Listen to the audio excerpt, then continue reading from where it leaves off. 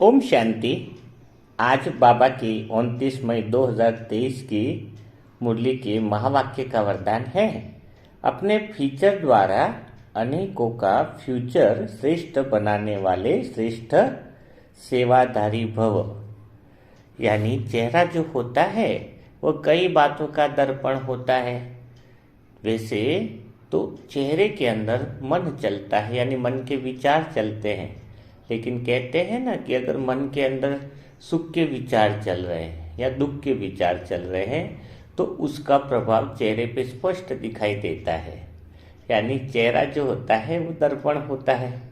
तो आज बाबा यही कहना चाह रहे हैं कि अपने चेहरे के द्वारा, अपने फीचर्स के द्वारा बाप को प्रत्यक्ष करना है। बाप की प्रत्यक्षता अपने चेहरों के द्वारा दिखाई दे।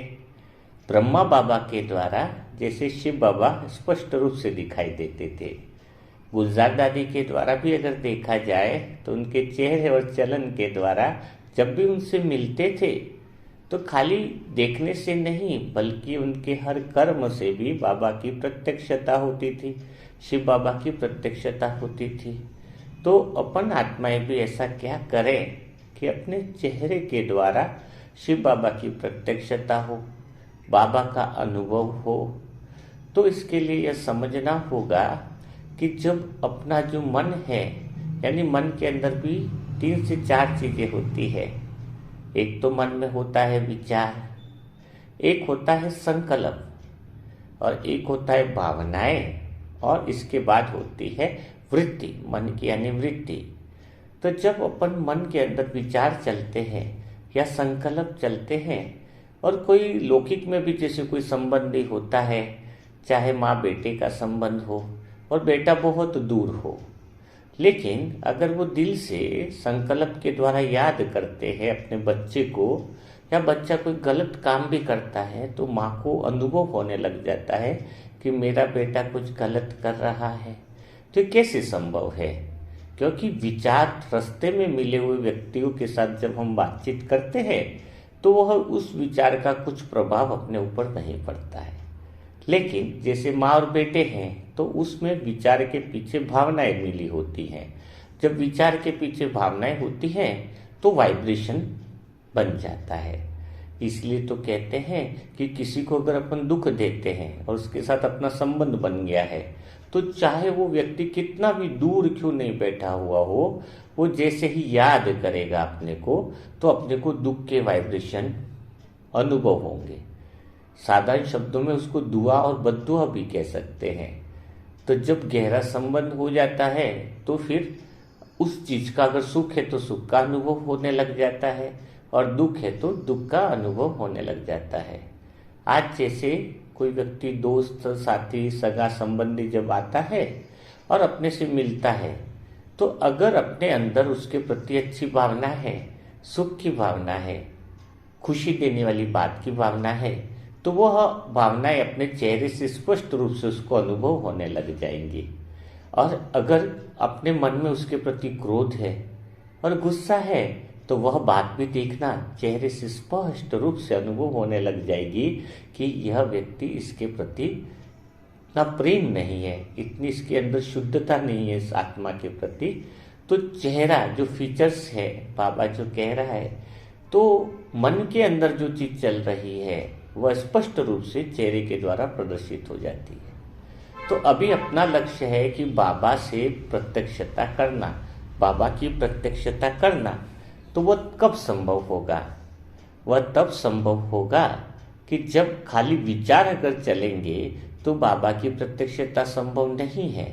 लेकिन अगर बाबा के साथ सर्व संबंध अपने जुड़े हुए हैं और उस भावना के साथ अगर विचार चलेंगे तो वही वाइब्रेशन बन जाएंगे और चेहरे और चलन में दिखाई देने लग जाएंगे।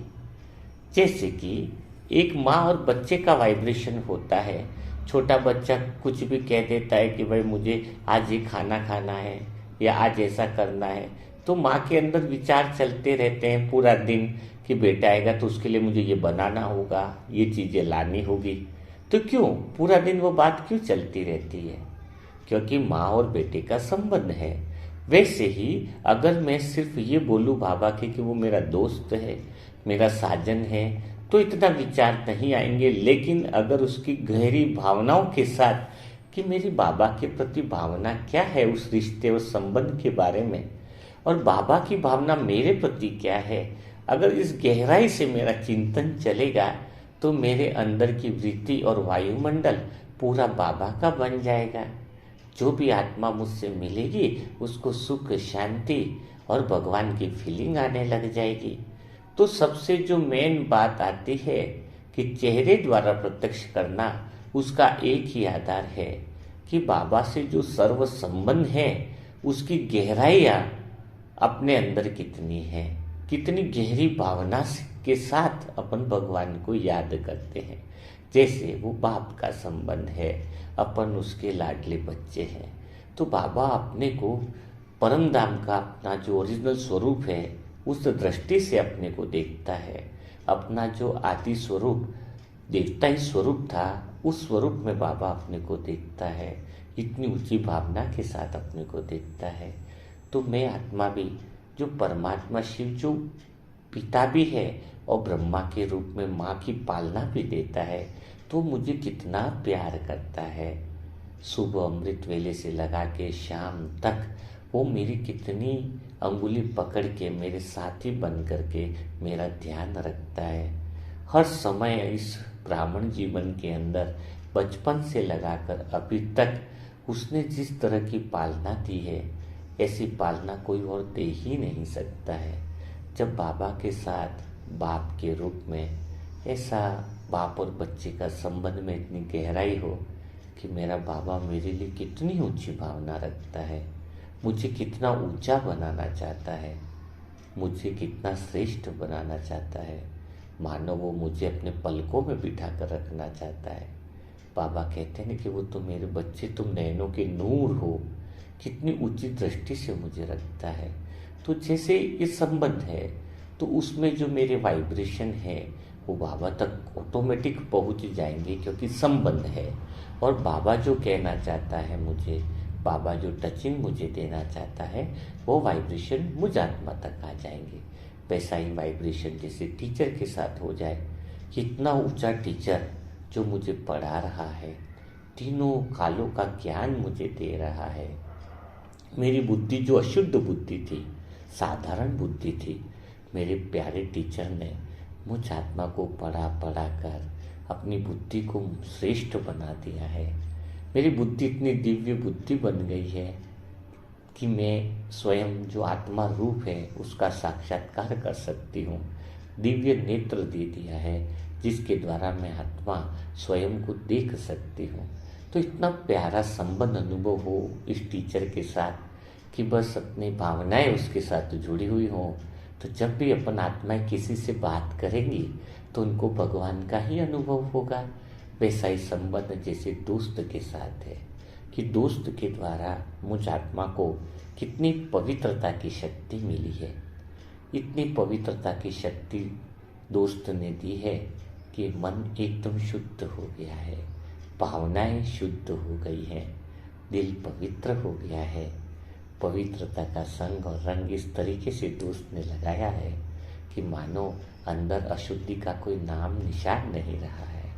और दोस्त का संबंध तो इतना प्यारा होता है कि जो बात किसी से भी नहीं कर सकते हैं, जो बात किसी को बता ही नहीं जा सकती है, वही बात सिर्फ दोस्त के साथ शेयर कर सकते हैं। तो ऐसा मेरा प्यारा दोस्त है जिससे मैं आत्मा हर बात शेयर कर सकती हूँ। ऐसी प्यारी दोस्ती है, ऐसी गहरी मेरी दोस्ती है उस दोस्त के साथ कि मानो कोई बात मेरे दोस्त के साथ छिपी हुई नहीं रहती है। मेरे दोस्त के साथ मेरे जीवन की किताब मानो एक खुली किताब के समान है। हर दिल की किताब का हर पन्ना हर मेरा दोस्त पढ़ लेता है। मेरे दोस्त से मैं आत्मा कुछ भी छुपाती नहीं हूँ। जब इस तरीके से दोस्त के साथ आपका गहरा संबंध होगा, हर पल हर कर्म में दोस्त को साथ रखेंगे, तो ऑटोमेटिक अपनी चलन और चेहरे के द्वारा उस दोस्त का साक्षात्कार होने लगेगा, साथी का साक्षात्कार होने लगेगा। जैसे कि मूर्तिकार होता है, वह जब पत्थर की मूर्ति बनाता है तो उसको पहले से मूर्ति मिलती नहीं है, वो पत्थर की मूर्ति नहीं बनाता है, बल्कि पत्थर के अंदर जो मूर्ति होती है उसको छेनी और हथौड़े से निकालता है। यानी मूर्तिकार के अंदर वह चित्र पहले से बन जाता है, वह तो सिर्फ उस चित्र को वापिस स्वरूप में पत्थर पर लाता है। वैसे ही अपने अंदर सदा दोस्त का चित्र, दोस्त का रूप और रंग, मेरे बाबा का रंग और रूप, मेरे दोस्त का, टीचर का सभी संबंध इतने स्पष्ट रूप से अंदर हो, इतना स्पष्ट विजुअलाइजेशन हो अंदर कि वह चीज़ मेरी आंखों के द्वारा दुनिया को दिखने लग जाती है। फिर जैसे बच्चे का संबंध है तो मेरा तन मन धन, कहते हैं ना कि सब कुछ किसको समर्पित कर दिया, तो मेरा तन, मेरा मन, मेरा धन, मेरे संकल्प, मेरा श्रेष्ठ भाग्य, सब मेरा बच्चा तुझे मैंने दे दिया, सब कुछ तेरे को अर्पित कर दिया, सब कुछ मैंने तेरे पे स्वाहा कर दिया। तो ऐसे बच्चे पे कुर्बान हो जाओ। जब निमित्त भाव आ जाएगा कि मेरा कुछ नहीं, सब कुछ मैंने अपने बच्चे के लिए दिया है, मैंपन खत्म होने लग जाएगा, तो चेहरे और चलन के द्वारा बाबा का साक्षात्कार होने लग जाएगा। वैसा ही संबंध अगर साजन के साथ है, साजन क्या करता है, साजन सजाता है आत्मा को, आत्मा का श्रृंगार करता है। तो मुझ आत्मा को मेरे साजन ने दिव्य गुणों से सजा दिया है, उसके अंदर पवित्रता का श्रृंगार किया है, दृढ़ संकल्प का श्रृंगार किया है, न जाने इतने गुण दिए हैं, दिव्य गुणों का श्रृंगार किया है, समाने की शक्ति, सहन शक्ति, ऐसे विभिन्न रत्नों से भी मुझ आत्मा को सजाया है। ऐसा मेरा साजन जो हमेशा मुझ आत्मा को सजाता रहता है, निरंतर मुझ आत्मा को सुंदर बनाता है, निरंतर मुझ आत्मा का श्रृंगार करता है, ऐसे मेरे साजन के साथ मेरा संबंध कितना गहरा होगा, इसको शब्दों में भी बयान नहीं किया जा सकता है, इसको सिर्फ और सिर्फ अनुभव किया जा सकता है। तो जब आत्मा भगवान के साथ ऐसे सारे संबंधों का गहरा अनुभव करती है और उस गहरे अनुभव में रहते हुए कर्म करती है, तो वह कर्म ही वृत्ति और वायुमंडल बन जाता है। जैसे कि अगर आप कमरे में हो और कमरे में थोड़ा टेम्परेचर कम है तो आपको कम ठंड का अनुभव लगेगा, लेकिन जैसे आप बाहर जाते हो तो गर्मी है, तो गर्मी में जाने से आपको एकदम से अलग सा महसूस होगा कि यहाँ तो गर्मी है। वैसे ही जब अंदर की भावना इतनी ऊंची हो जाएंगी, अंदर का वायुमंडल आपका इतना श्रेष्ठ हो जाएगा, तो जो भी आत्माएं आपके संबंध में आएगी उसको लगेगा कि इधर कुछ न कुछ अलग है, इधर का वायुमंडल कुछ अलग है, इस भाई के पास ऐसा कुछ न कुछ है जो भगवान का अनुभव होता है। वैसे ही अगर आप सेंटर में पहुंचोगे तो सेंटर में चारों तरफ शांति और प्रेममय वातावरण होने लग जाएगा। आपके कदम पड़ते ही वहाँ का वायुमंडल बदल के योग युक्त बनने लग जाएगा। चारों तरफ बाबा की याद ऑटोमेटिक आने लग जाएगी। लोग आपको देखते ही बोलेंगे कि भगवान की याद आ रही है। आपकी याद कम और भगवान की याद ज़्यादा आने लग जाएगी। वैसी स्थिति बन जाएगी। जब तो इसका आधार एक ही हुआ कि भगवान के साथ अगर सर्व संबंध गहराई के साथ है, क्योंकि आप कितना भी मेरा बाबा बोलो, मेरा बाबा बोलो, लेकिन अंदर वह शक्ति नहीं आ पाएगी, अंदर वह वायुमंडल नहीं बन पाएगा, क्योंकि भावनाओं से ही वाइब्रेशन क्रिएट होता है। अपनी भावनाएं किसी के साथ, नॉर्मल इंसान के साथ भी अगर जुड़ जाती है तो फिर वो भावनाएं काम करने लग जाती हैं। तो जब अपनी भावनाएं भगवान के साथ जुड़ जाती है तो भगवान का साक्षात्कार होने लग जाता है।